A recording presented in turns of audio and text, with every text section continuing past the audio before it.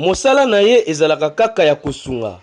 Mokolo le 31 décembre 2021, honorable Rachel Diazango Kantona, député provincial élu à territoire ya Mbanza-Ngungu, na motema na ye ya bomama, akendaki na prison centrale ya Mbanza-Ngungu pona kokabola ya moke abongisaki pona bandeko na biso ba prisonnier baye ba kofete malamu. Pe atindaki message na nzela ya premier suppléant na ye Kama Kilembo. Koyebisa bango ke honorable Rachel Diazango Kantona abosani bango ata mokete. Pe akotikalaka kobosa bango te, akosunga bango tango nyonso. En tout cas, message en quelques lignes, honorable.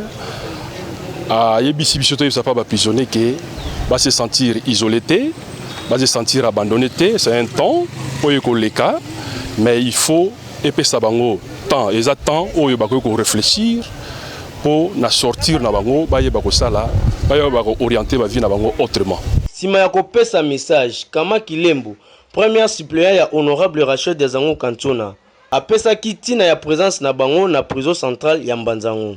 Toye awa na kombo ya honorable Rachel Diazango Kantona, il azali député provincial ya circonscription électorale ya Mbanza-Ngungu na province ya Congo central. Na bomesano, lié vraiment atika ba oya yete.